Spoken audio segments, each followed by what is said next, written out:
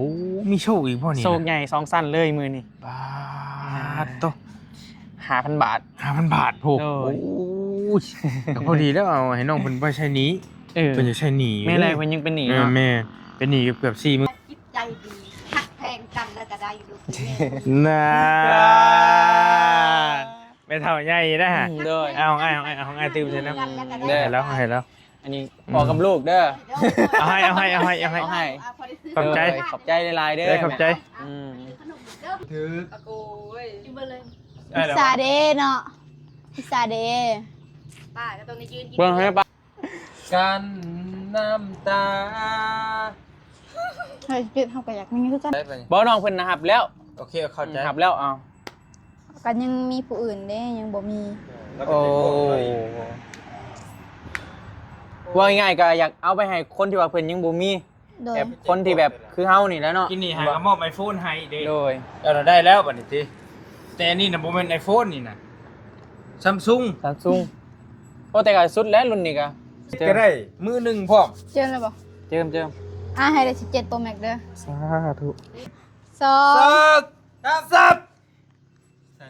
โอ้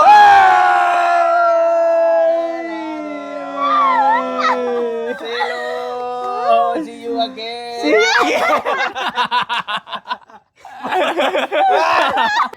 ฝากเงินให้ใบเตย 5,000 บาท โอ้ย เอาเสลยเด้อล่ะเด้ออันนี้แม่นเป็นเงินผู้ใหญ่ใจดีจากทางฝั่งไทยเด้อล่ะเด้อเป็นผู้เดียวกันกับผู้ที่เพิ่นซื้อแท็บเล็ตให้น้องโบเลยก็เป็นผู้เดียวกันกับผู้ที่ว่าเพิ่นฝากเงินมาให้เจ้า 3,000 บาทในมื้อนั้นเด้อ โดย ตอนแรกเพิ่นว่าสิซื้อให้เจ้าแล้วแต่ว่าพอดีไอรีซื้อให้ก่อนก็เลยเพิ่นว่าเอาเงินสดให้เจ้าไป ไปใส่หนี้ใส่สินเจ้านั่นแหละไปใส่ในสิ่งที่ว่าเจ้าจำเป็นนั่นแหละหลายเด้อ ดีใจนะ มีแต่ทางน้องขอบคุณเพิ่นบ่ประสงค์ออกสื่อดอกเด้อ เด้อขอบใจอันน่ะหลายๆที่ซอยน้องหลายๆสำนี้ก็เนาะซอยให้หลายสำนี้ก็ขอให้กลับคืนไปหานะ ผู้ใหญ่ บอก จะดี ผู้ใหญ่ใจดี ผู้ใหญ่ใจดีอะนะขอให้กลับคืนไปหาเจ้าให้100 เท่าพันเท่าให้น้องมาสำนีกะดีใจแห้งแล้วขอโมขอบใจหลายๆให้เจริญให้เจรวยให้เจริญก้าวหน้าสุขภาพเจ้าแข็งแรงเด้อสาธุ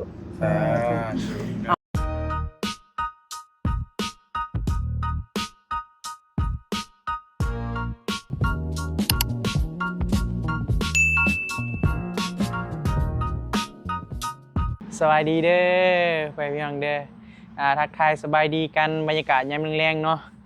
พอดีฮักกะมาเตงเฮือนน้องชายบ่บีก็เลยมายังใส่ไม้เด้อยู่น่ะวะเอามาไว้แล้วไว้พอดีมาแสดงความยินดีนำน้องหลาเพิ่นพอดีเพิ่นโชคใหญ่ได้รับโชคใหญ่มื้อนี้เนาะ แหม ใส่ให้ FC เบิ่งน้ำแม่ให้ปลาลุงเบิ่งปอเถอะดูนะ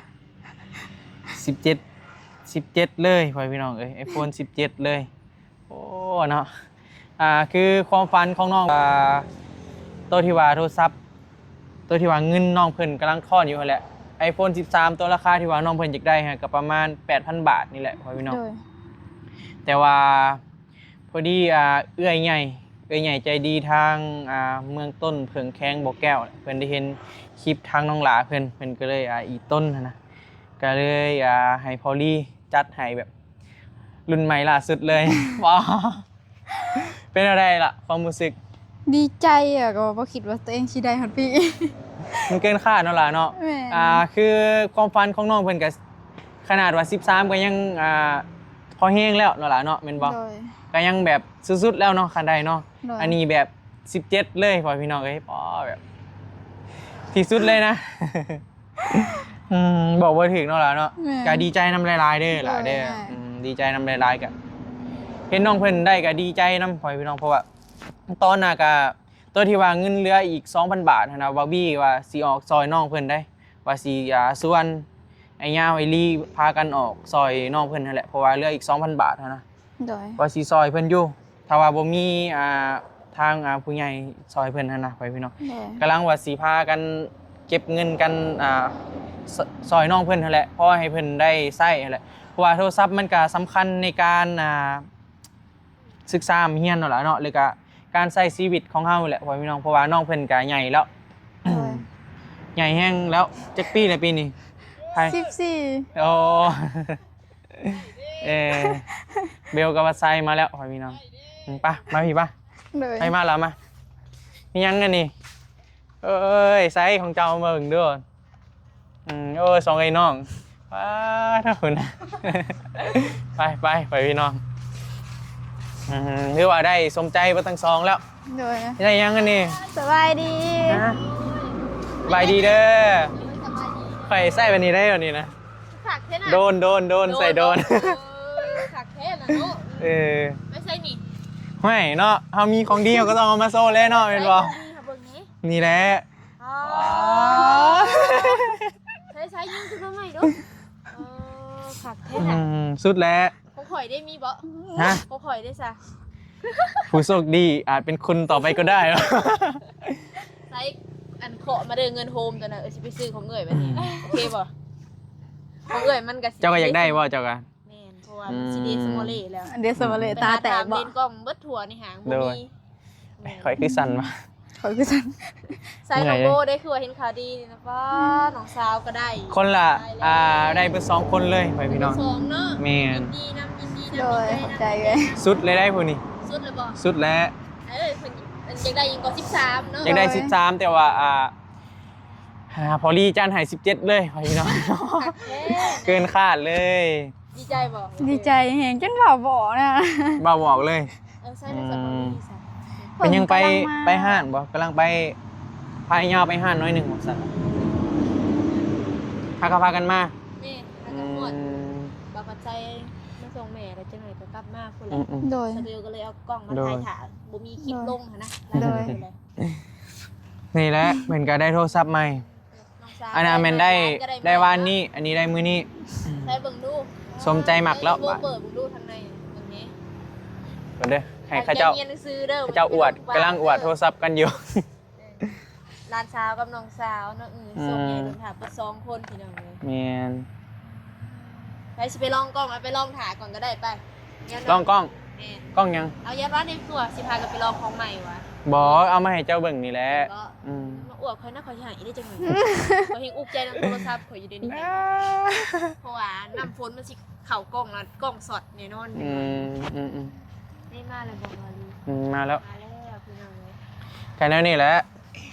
เจ้าอยากได้บ่เจ้าก็ อีกได้เอามาถ่ายคลิปน้ำแล้วก็เอาไว้คล้ายเครื่อง เบิ่งดูหั่นล่ะ จะเป็นอยู่ 17ธรรมดาก็พอใส่แล้วกูยิงหั่นนะ นี่แหละข่อยก็เร่งรุ่นนี้แหละไว้17 30,000กว่าบาทบ่ 30,000เอาบ่แม่น20,000 29,900ซัพพอร์ตในโทรศัพท์บ่รวมพิมพ์บ่รวมอีหยังอะไร เป็น30,000ได้ซะ แม่น เนาะ 30,000ประมาณ 30,000กว่าบาท ใส่ หน้าไว้กล้องมา ถ่ยรูปแล้วถ่ายให้เอ้ยเบิ่งนี่ เด้นี่ โอ้ถ่ายได้สองคนคือเลิศแท้คือเลิศแท้ โอ้ย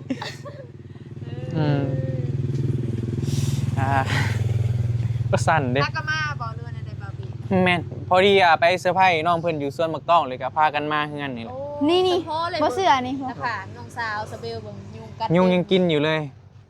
บ่ได้เอาสเปรย์ไปบ่ ลืมผ้าแห้ง แล้วเราบอกซุมเจ้าไว้ในใดตอนไป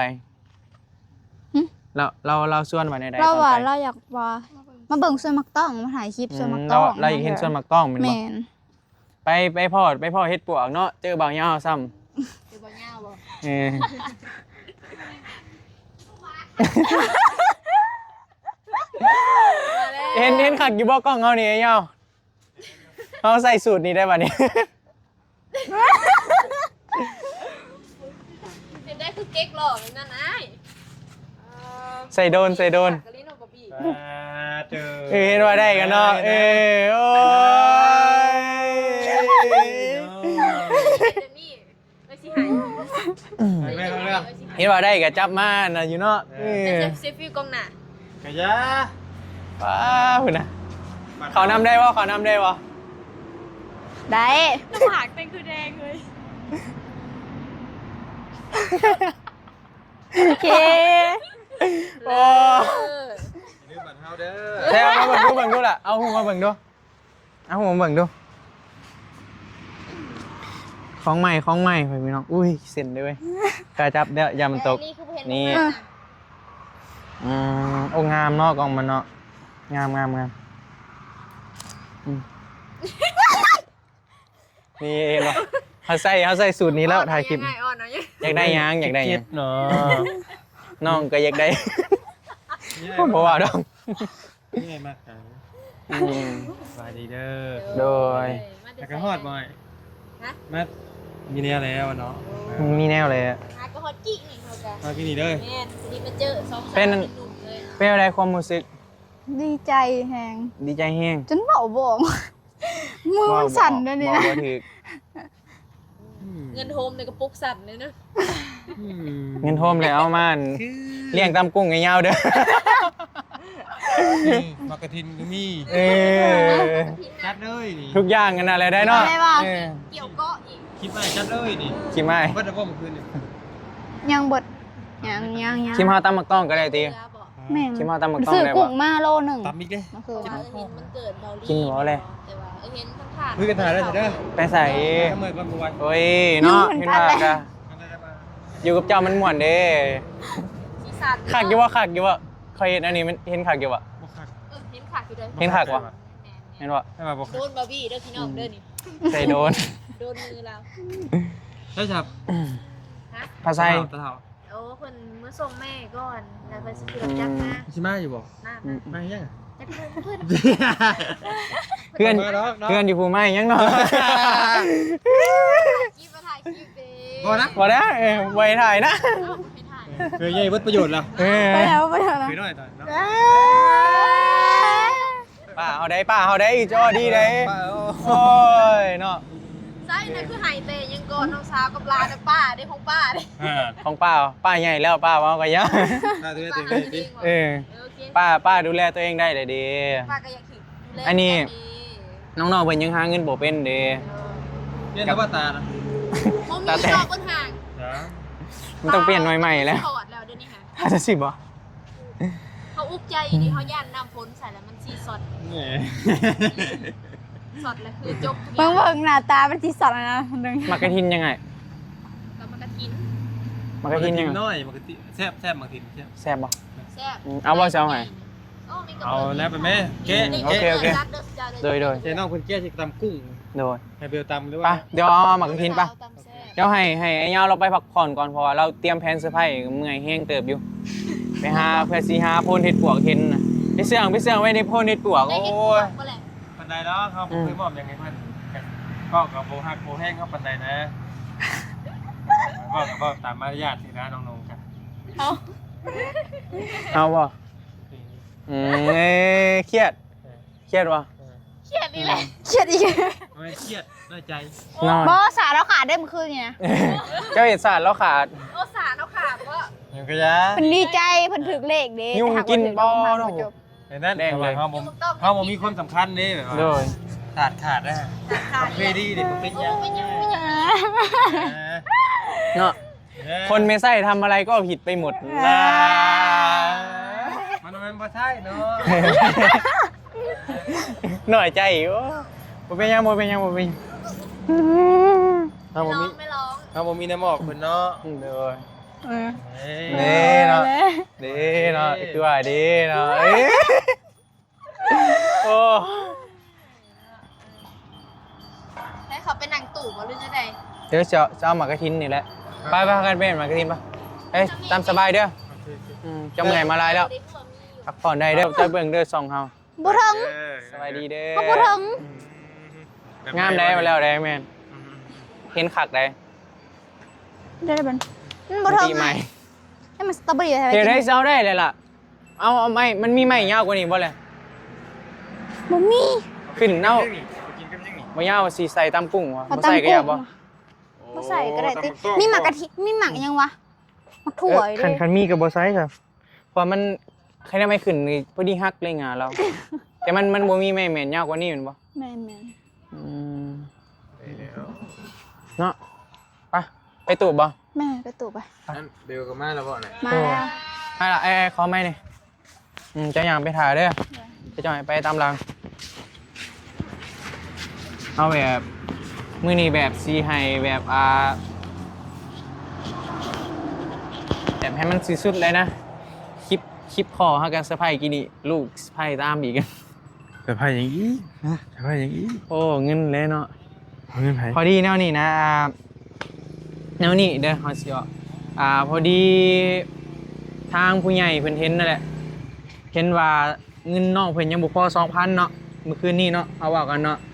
น้องใบเตยบ่ น้องใบเตย แม่น พอดีเป็นผู้ใหญ่ใจดีจากทางฝั่งไทยเป็นผู้เดียวกันกับผู้ที่ว่าเพิ่นซื้อ iPad ให้น้องโบนั่นแหละให้น้องโบได้เพิ่นเห็นเพิ่นก็เลยอยากซื้อโทรศัพท์ให้น้อง น้องให้แท็กซี่ให้น้องใบเตย แม่เพิ่นอยากซื้อให้เบิดเลย แต่ว่าบัดนี้แต่ บอลลี่ซื้อแล้ว แม่นบอลลี่ซื้อแล้วบัดนี้แล้วเฮาก็เลยโทรหาเราอีกบัดนึงโทรหาผู้ใหญ่ใจดีนะโทรปรึกษาเพิ่นแต่เพิ่นว่าเอาเป็นเงินสดให้น้องก็ได้ว่าซั่น โอ้มีโชคอีกพ่อนี่ โชคใหญ่2สั้นเลยมื้อนี้ บาทโต 5,000 บาท 5,000 บาทโห โอ้ โอ้ ย ยก็พอดีแล้วเอาให้น้องเพิ่นบ่ใช้หนี้เพิ่นจะใช้หนี้ แม่แรกเพิ่นยังเป็นหนี้เนาะ แม่เป็นหนี้เกือบ 40,000บ่ได้ตามน้องเพิ่นเว้าให้ฟังนะ เจ้าเซอร์ไพรส์บ่แบบเจ้าซองบุ่มเลยนะ เจ้าสิเห็นเอาได้เลยใส่ยังมาพี่พระเจ้าสิเห็น เฮ็ดไปได้สิให้อ้ายเซอร์ไพรส์ วาง บ่ แผนก่อนเอาไปเซอร์ไพรส์นำกันนี่แหละแต่ว่าให้เจ้าเซอร์ไพรส์ก็ได้ อืม เดี๋ยวเอาเงินออกมาให้ก่อนเพิ่นฝากมาหั่นนะ13,000รวมทั้งเบิดนะแต่พอดีตอนที่เพิ่นว่าสิซื้อให้น้องเบิดเลยได้ซื้อแบบ 8,000 เนาะตอนนั้นเนาะ 8,000 หน่วยหนึงหั่นน่ะเนาะ13 แม่นๆ ตัว iPhone 13นะ แม่นๆ แล้วพอดีว่าไอ้นี่ซื้อแล้วพี่น้องเลยก็เลยโทรปรึกษาเพิ่นแต่เงินในจำนวน 13,000นี่เพิ่นให้น้องใบเตย 5,000 แล้วก็ให้เฮา 4,000 แล้วก็ให้น้องโบอีก 4,000 โอ้ ให้3 คนขอบใจหลายๆเด้อนะ สิให้ในคลิปเดียวนี้เลยบ่ บ่แล้วคนละคลิปแล้วเนาะ แล้วสิอันนี้สิให้ใบเตยนี่แม่นบ่ ให้ใบเตยก่อน เฮ็ดได้บ่นี่เฮ็ดได้บ่ เอาแล้วแต่เจ้าเลยอ่ะ 5,000แม่นบ่ โดย5,000น้องโบแม่นจึงคลิปต่อไปเด้อไปพี่น้ เอา อง ตอนนี้เลยเนาะ ฮู้อันนี้ฮู้แต่เฮา2 คน โอ ได้ เคเดี๋ยวจัดให้เจ้าซื้อเห็นเอาได้บัดนี้ สงสารเป็นตู้เราเนี่ยมันเฮ็ดกินท่าได้แต่ละมื้อน่ะมื้อนี้ กระบาบ มื้อเด้อ เฮ็ดกินท่าลูกหลานมาหา ไปการเราเห็ดให้ตลอดเลยได้ไปพี่น้อง ได้เลยเนาะวันนี้กัน เพชรเลย ของ โอเค เพชร ได้ โดย กินทะลุทะลานนี่แหละ แต่ปากเด้อเฮาเสื้อร์ไผ่เด้อเฮาเสื้อร์ไผ่เราหู้แล้วต้องกัน อันเอาไว้ก่อนไปพี่น้องเอาเด้อแม่เด้ออันนี้ก็เป็นเงินเขาเองเด้ออยากให้แม่เด้อเห็นมาคู่มือเลยก็แม่ก็เฮ็ดให้กินคู่มือเลยนะ แม่น จักสิว่าในใดเด้อ แม่ก็ดอกมือกระทืบลูกแล้วแม่ก็บ่ได้ถือสาดอกแม่เนี่ยพักใจเบิด ได้ แม่บ่ได้ แต่ก็อยากให้อลีเด้อ บ่ได้เกลียด อยากให้อลีเฮาก็มีบ่ร้ายแต่ว่าอยากให้เด้อแม่เด้อ แม่ก็บ่ได้เรียก โดย อันนี้แค่ได้แบบจิตใจดีฮักแพงกันแล้วก็ได้ลูกแม่ น่าไม่เท่าใหญ่นะฮะ เด้อ เอาง่ายตื่มใช่นะ เด้อ ให้แล้ว อันนี้บอกกับลูกเด้อ เอาให้ เอาให้ ขอบใจ ขอบใจหลายๆเด้อ ได้ขอบใจ อืมโอเคมาเรากำลังขวามะพริกอยู่พี่น้อง ไปกินสู้กิน อยู่ดีมีแห้งแม่โดยจะเสียนอะไร มีอยู่วิธี มีอยู่ ย่างไปก่อนเดี๋ยวสิไปรถก่อน จะสิไปโหลดมาหรอ แม่ อ่ะไม่ครับอ่ะ โอเคเดี๋ยวตามไป เลยดูไปพี่น้องเอาประมาณนี้เนี่ยเรื่องราวนะเพราะว่าคือที่ว่าบอบบี้เอาไปนั่นแหละเนาะตอนแรกว่าเพื่อนว่าสิซื้อให้ทางน้องเพิ่นแล้ว แต่พอดีพอลีซื้อก่อนก็เลยว่าเอาเป็นเงินสดให้น้องว่าน้องเพิ่นก็ยังเป็นหนี้อยู่ว่าซั่นตอนนี้พอลีกำลังไปเตรียมแผนเนาะ เดี๋ยวถาเบิ่งนํกันว่าแผนของเพิ่นสิเด็ดสัก ถือว่าอะไรสรุปนะ กูถือ อะโกยกินไปเลย พิซซ่าเดเนาะพิซซ่าเด ป้าก็ต้องได้ยืนกิน เบิ่งให้ป้างามดีว่ะ งามเลย โอเคเนาะมิติใหม่ได้พ่อพี่น้อง มาไม่ไอ้มาเดว ของกินเนี่ย เอาใส่เกือบนี่มาเลยมีกินตีนมั้ย มาของฝากจากอันมุกดาหาร ปู มุกดาหาร ตัวนี้แล้วค่ะ ไก่บักไก่ยังเอามุกอาหารมาฝากอยู่ มียังนี่ใจมะพร้าวบ่ โดยใจมะพร้าว อันนี้เลย ช็อกโกแลต ยังเคย ใจน้องสาวเจ้าได้อยู่ในวังใด จะคิดว่าอยู่อ่ะเลยค่ะอ่ะ อยู่วังได้บ่ ถามเล่าเลย ใจเจ้าอยู่ไส นำไปนี่ มาขนมนี่ โอ้ โอเค สวัสดีเด้อ ขนม โดย เอาผัดใช้เลยเหรอ จะหน่อยจะมาไอ้คุณมาส่งแม่ เออโอเค มีทางเนาะ แจ้งคักอยู่บ่ โดยแจ้ง พอดีเนาะ จะเบาหนึ่งเนาะ น้องน้ำขิงไว้พี่น้อง ได้กินอีกแก ไม่ได้เบาเราจะกิน กินแล้ว ของ กิน ฝา แล้ว กเล็กหน่อย กิน ปล่อยงาน เต้นอีกกวานก็เฮงเลย เนาะ ตัดขาเลยเนาะ อยากเด้เนาะ ตีมันนี่บอก อยากเด้เนาะ โอ้ยบุกินก็ได้ตีบอกอิ่มละตีว่าหาจับบางในจับบางใน โอ้โทษนะ จับบางในจั คักแล้วเนาะนี่เนาะ เนี่ย โอ้ยเมื่อยเลยเออ มองเคยได้เนาะ อืม แหละเชื่อว่าเป็น รับไม่ได้ ลื่นไหลเนาะลื่นไหลเนาะเอาเลยก็มีหุบคอยย้ายเลยยาว พูด โอ้ยไปที่ไปนี่อุ้งงา ไปถ่ายตอนได้น่ะ เป็นความทรงจ นี่ อยากฮ้อนเนาะอยู่นี่เนาะ ไปถ่ายอยู่ห้านได้ไปถ่ายตอนซื้อเด้เออ โดย ำเก็บแบบเป็นความทรงจ ลบกันได้ ำมันเป็นยัง เดี๋ยวผู้บ่าวเห็นผู้บ่าวว้าวเวทอีก เดี๋ยวจังหวะกันเด้อ แซ่เว้ยตัวนี้เว้ย แต่พวกเราดิ บาบี้ดิ เอาดี ป้าซื้อมาฝากน้องเคยไปพี่น้องโอ้ป้ากับแพงน้องเคยขนาด ไพ่ป้อนไพ่กินนี่ อ๋อพอคอยเห็นเห็ดให้เราเห็นให้มึงหน่อย กันน้ำตา เฮ้ยกิดเขาก็อยากมีคือกันได้เห็นว่าการเข้าบ้านกันเนาะ เบ็ดเท่านี้แล้วชีวิต อยา เนาะ กมีคือกัน อย่างนี้บ่ อยากมีเลยอยากมี ยังมี อยากมี อย่างนี้ไปใส่ โอเคได้สิพานี่ ยาสีบ้านนี้ไปใส่ ใช้กันนี้แล้ว เตย โดย จะว่าท่านมาชี่เด้อ ห้อนบ่อยู่นี่ ฮะ ห้อนบ่ เป็นจังได มันเลยอ่ะ มันนั่ง ไปนั่งอยู่บูปะ เจ๊ปะ มันห้อน หน้าบ้านบ่ ป้ามาพี่มาเพราะมันห้อนนะอยู่นี่เฮ้ยพี่ก็ได้ไม่เอา หนังยืดหนาเพราะเลยไปปะ ไปปูสารกันเลยไป พี่มากันเพื่อนนั่นแหละ เลยดูไปกินผมปลั๊กไฟ แซ่บเว้ย แซ่บป่ะ แซ่บกินบ่พ่อกำลังเกลียดลูกบ่เนาะเออ เดี๋ยวป้อนลูกไพ่แล้วนะรังเกียจจะได้ อยู่นี่แจ้งยืนอยู่นี่ก็ได้ เงินป่ะ บอลมานอยู่นี่ มาช็อตนี่เอาเบิ้งเองซะเงินได้เลย สีไฟขาวได้ที่เรา เพลงยังนี่นะ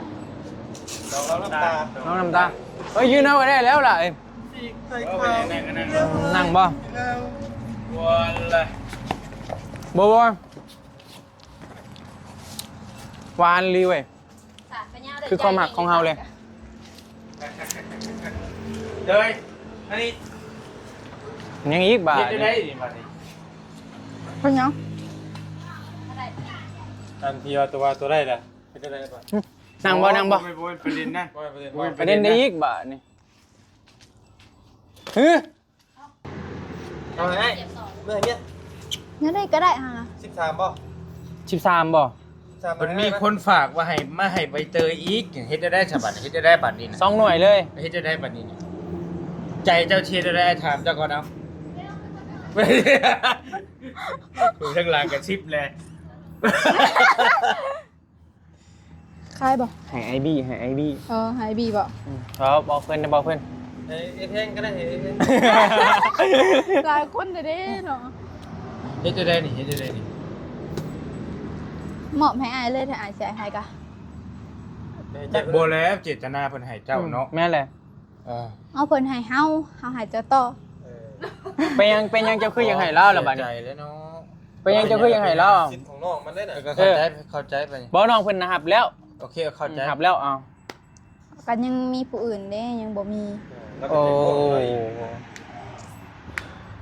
ว่าง่ายๆก็อยากเอาไปให้คนที่ว่าเพิ่นยังบ่มี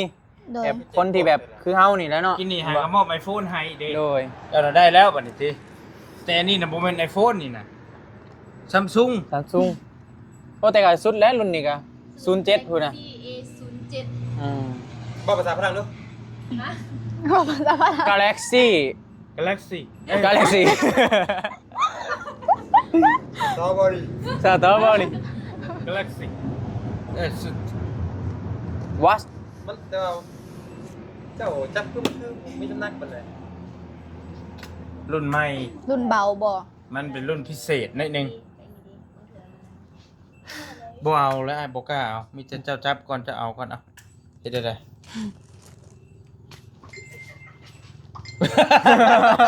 เป็นเท่าหัวเจียงหัวคักแท้เป็นเท่าเลยลึกแท้แจ๊กแล้วเราหัว อืม กูมีจะโชคจะใช้แท้เฮ้ยมึงบอกมันเป็นได้ไดเกาะ อุ้ยน่ะ เจิมให้ค่อยแน่มา ปันกันดีกว่าเฮ้ย เจิมให้เนี่ย iPhone เจิม 17ก็ได้ มือหนึ่งพร้อม เจิมเลยบ่ เจิม ให้ได้17 Pro Max เด้อ สาธุ เอ้ยได้สักเดี๋ยวพี่ได้แน่ ได้ เจิม ผัว ให้ ไว แล้ว ๆ นี่หลัก ได้บ่ไปไว้ กล้องแตกเปลี่ยนแล้วว่ากล้องแตกเลนกล้องแตกไง มี อ่า อ่ะ บ่ บ่ มี แหละ บ่มีซ้ำจะได้บาทนี่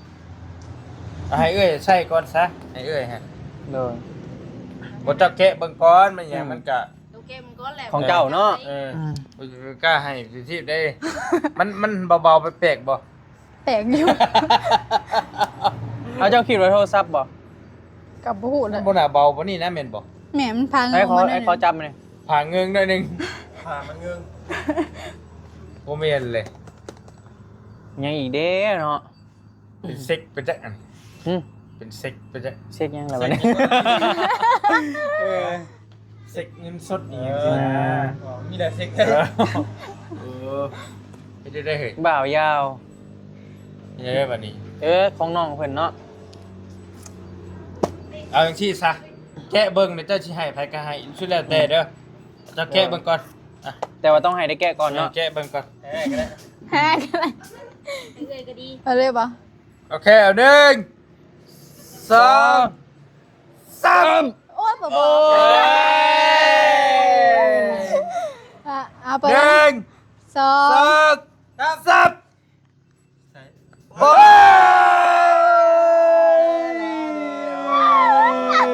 เซโลsee you again เป็นอะไรวันนี้ โอ้ เฮ้ย มียังไงนี่ปอพี่ลึกแค่ใบเตย บ่แม่นเฮ็ดกล่องเปล่ามาตัวหันเลยมันมีเงินเจ้าอยู่นำบ่จัก เบิ่งกระดาษดู see you ฮะ มาสิ 5,000 บาท อ่านด้วยอ่านด้วย อ่านดังๆเลยอ่านดังๆเลย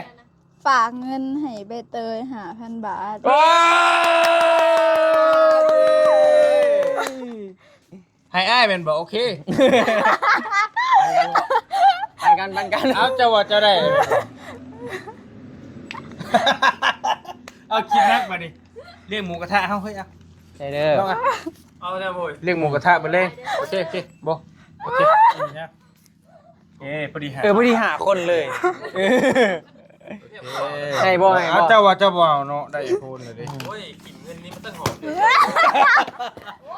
อ่ะ นี่มี8ซองอีกในนี้ฮะ น่า 8ซองด้วยพี่ แป น้อ ด ง ชอง โอ้เลขข่อยงามมาดี440000 คืนนี้68บ้านแตกสลายขาด สารขาด แต่โคบ กล้วยเอา เลขเขาคือมีติโต0ว่ะ สีเก่าเขา อันนี้ลงท้ายด้วย5ซีตัวนี้ โดย แมว โอเคเหรอวะโอเคเหรอวะโอเค ก็ใจงามเนาะใจดี ยาว คนละ 1,000 บาท มาโอเคจบคลิปเลย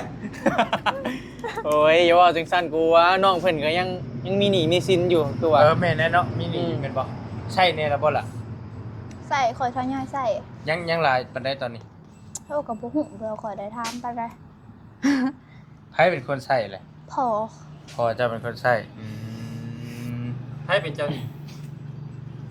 บ่ไผที่จะไปยืมเงินมาหั่นน่ะ พี่น้องทั้งแม่เพิ่นกะใส่ยังเหลือ5,000บัด แม่ไผ แม่น ก็ยืมเงินป้าเด้ โดย อืม น้องเพิ่นก็ยังเป็นหนี้อยู่ เหลืออยู่ 5,000 อยู่นำพุ่นยังเหลือ5,000นำผู้โอนยังเหลือเป็นหมื่น บ่เข้าใจอันยืมเงินแม่น้องโบนี่ 5,000 บ่ยืม 40,000เพิ่นไปขายคำมาให้ เข้าใจ แล้วยังเหลือยังเป็นหนี้แล้วอยู่ 5,000 ตอนนี้ โดย เอาขึ้น มา เอานี่เลย5,000 เอออย่าไปเอาเงินน้อง เอามา เพิ่นเด้บ่เอาเด้ 5,000 ก็มีบ่ได้เลยเฮ้ย อ๋อ ของเฮาแหละเฮ้ย เฮาเป็นใหญ่ลิตนแบบเสียสละเดี๋ยวมันมาเอง โอ้ เดี๋ยวมันมาเอง เดี๋ยวบุญมา น่าจะเพื่อนเนาะ เดี๋ยวบุญมาเดี๋ยวบุญฮอดจอดถึงผู้ให้ย่อมได้รับเพิ่นว่าโอเคผู้ให้ย่อมได้รับโบโอเคหันเด้ คือน้องเพิ่นน้อง เอ เพิ่นเป็นหนี้ อ มันก็เป็นหนี้อยู่กัน 7,000 โอ้ยเนาะ โอ้ยเนาะ เอาไปใช้หนี้ซะ5,000ใส่เลยบ่ ให้แม่ก่อนแห เออ ละ บ่ให้แม่แฮมฮู้นํก่อนเลยเนาะโอเคเอา โปรทรงใหญ่2สั้นเลยมื้อนี้ ไปให้แม่แฮมฮู้ก่อนก็ได้เนาะแล้วจังให้เพิ่นมาใช้กันเอง โดย ด้วยอยากใช้เลยไปบอกเรากำลังก็ได้นี่เป็นยัง ให้พ่อกับแม่ฮู้ก่อน ใช่ได้ครอบครัวเจ้าสาวผม โด เนาะ ย นะครับบ่ก้าวไกลโอ้เนาะ ซิม มีซิมมีซิมดีแท้ก็คือกล่องโทรศัพท์ข่อยแท้นี่ เจ้ามาใส่ มาแต่รถข่อย เจ้าคิดว่ากองไว้ เอ้ยเอาเห็นแล้ว คือซื้อแต่โดนเติบได้เนาะ ก็หลายเดือนแล้วซื้อมา แม่นโทรศัพท์ใช้ผ้าบ่จ่ายนะ บ่แม่นของให้อีก แม่นเหรอ นี่เครื่องนี่โอ้ยใช้โอนเงิน โดย เป็น เอากัน เงินของไอ้บี้เพิ่นเด้อให้ไอ้บี้เฉลยไอ้บ่เกี่ยวไอ้บี้เพิ่นเว้าเลย เอานี่แม่นเป็นผู้ใหญ่ใจดีเด้อหลายเด้อ เป็น เปิดบ่ขึ้น โอ้ยหาทางแล้วหาทางแล้วหาทางแล้วหาทางแล้วเห็นน้องได้เครื่องใหม่เด้ปกติแล้วเนาะเห็นเนาะเรื่องมากมาหุ่นผู้นี้ก็ได้ เอาเสลยเด้อหลายเด้ออันนี้แม่นเป็นเงินผู้ใหญ่ใจดีจากทางฝั่งไทยเด้อหลายเด้อ เป็นผู้เดียวกันกับผู้ที่เพิ่นซื้อแท็บเล็ตให้น้องโบเลยก็เป็นผู้เดียวกันกับผู้ที่ว่าเพิ่นฝากเงินมาให้เจ้า 3,000 บาทในมื้อนั้นเด้อ โดย ตอนแรกเพิ่นว่าสิซื้อให้เจ้าแล้ว แต่ว่าพอดีไอรีซื้อให้ก่อนก็เลยเพิ่นว่าเอาเงินสดให้เจ้าไป ไปใส่หนี้ใส่สินเจ้านั่นแหละไปใส่ในสิ่งที่ว่าเจ้าจำเป็นนั่นแหละหลายเด้อ ดีใจนะ มีแต่ทางน้องขอบคุณเพิ่นบ่ประสงค์ออกสื่อดอกเด้อยังไง เอาแล้วมาแม่ ว่าผู้หัวเป็นไผ เว้าเลยแม่ มาโอเคมาล่ะมา เด้อขอบใจนะหลายๆที่ซอยน้องหลายๆสำนี้ก็